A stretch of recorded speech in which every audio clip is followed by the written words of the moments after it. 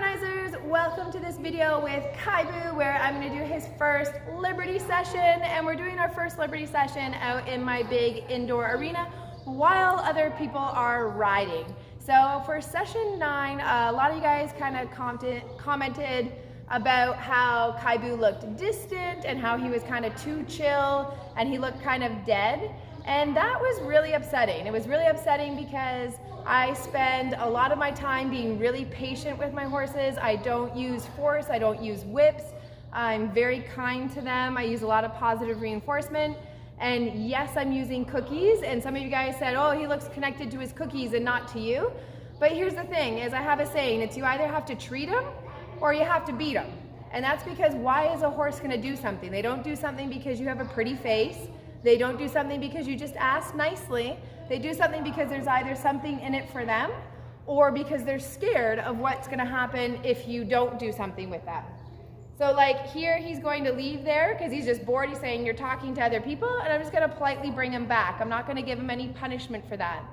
I'm offering my horse rewards, whether it be scratches, hanging out together, a cookie, but the idea is that my horse does what I want because they're excited about what's in it for them.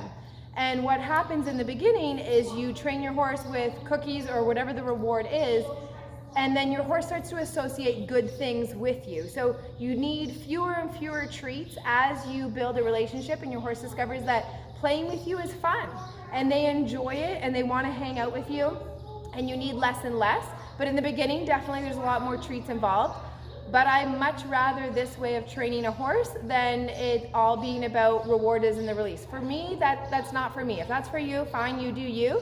But that was very hurtful that you were saying that my horse was distant and whatnot. You also want to remember that that was session 9, and this horse came to me full of worms and very, very underweight, and we've been slowly getting his weight up. We've been giving him grain every day. He gets really good quality hay. He just got his teeth done the other day. He's been dewormed now, so he's really starting to pack on the pounds. I'm really proud of that. And so as we do that, his energy level is coming up. And so I'm excited for you guys to watch this video and see where we're at, because this is our first Liberty session, and you're gonna see a fair bit of spunk in there. And I'd love to hear what you guys think of this. Plus, for all of you guys that are being negative Nellies and oh, he's like cold and distant or whatever, I'd love to see you post a link to a different horse on session 9 that's got an expression that you think is better, because you know what, I'm happy with the training that I'm doing with my horse, but at the same time, I'm always open to learning new things. And if somebody's got a better way out there that's producing better results with a horse that is more connected, then cool, I'd love to follow them too. And actually, just a point on that, before, like many years ago, when I used more negative reinforcement in my training, somebody commented on my thing saying, natural horsemanship is just strategic bullying. And I took offense to that too, and I thought, wow, like that is harsh. But when I thought about it and I reflected on it, I thought, you know what, they're right. Like you're basically just adding more pressure, bullying your horse into what you want them to do, even if they're not ready. And that made me really have a lot of cause to think. And I ended up changing my training because I found some other really cool people that I decided to follow. So if you don't know Elsa Sinclair, she did Taming Wild, where she trained a wild Mustang in a year to ride using nothing, not even treats.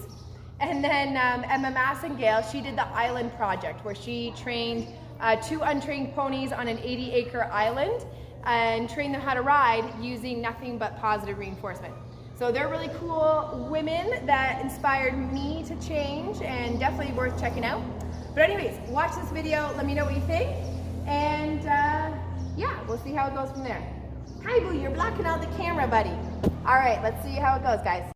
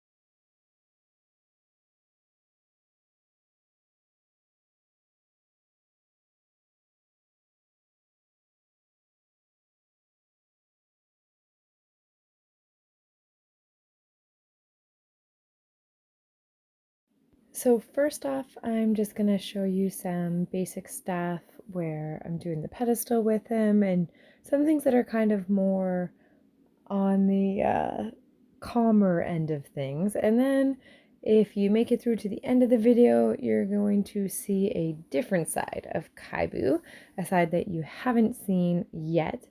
And if you look at the videos from him now to compare to the beginning, he has packed on a lot of pounds, which means his energy is starting to go up.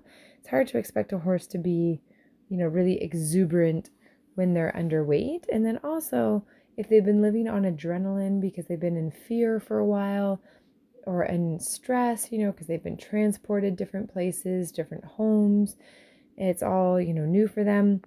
Then when they finally find some relaxation and they have an endorphin release, they're going to be kind of chilled out for quite a while.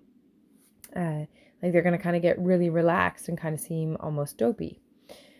And then you start to see them perk up a little bit. And so that's what we're going to see from Kibou in a little bit here. And I'm just goofing around on the different obstacles. I'm kind of playing around with different ideas for a freestyle.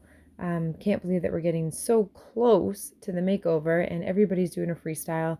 So even if we weren't in the top 10, we still have to prepare one. And so I'm playing around with different things. These different bridges and pedestals are all things that I could bring with me to the makeover, and I'd love to hear what you think about the wavy bridge that we just did there. And then this is another one that we've been working on at the teeter bridge that I'm asking him to go and step up on there. And when he gets on the teeter bridge, I've been teaching him to wobble on the teeter bridge. So I've been teaching him to tip it up and down and make it move, so it's not just like a teeter that you get on and go off. So I'd love to hear what you guys think in terms of what you think would make a good freestyle. I definitely can't bring my whole obstacle park and set of obstacles with me, but I can bring quite a few things. And there you can see he's doing a little wobble for me on the teeter, so we're working on that, trying to put together some cute things.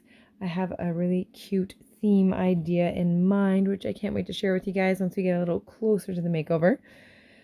And then here's a little look at playing around with him and doing some faster speed stuff. Now keep in mind, like I'm doing this stuff out here with there's other people riding around in the arena. So that's why, like the big reason why I have a halter on him is there's other people in here. But yeah, does that look dead and distant to you? I was kind of surprised at the spunk that I'm seeing in him and the energy level. I was pretty happy to see that he's feeling playful like that. He reminds me of a baby goat. You see those videos on all those goats like bouncing around and jumping around doing weird things. He definitely reminds me of that. Definitely not looking dead and distant to me. So the fact that we can kind of play and do this together, and yeah, sure, like he gets confused and he goes over and he sees Kayleigh for a second over there, but then he comes back to me. And so to me, that just looks like a horse that's, doing his job when he's being calm, and then yeah, he can play and he knows who I am. But anyways, I'd love to hear what you guys think, and I want to thank you guys for watching and following us on this journey.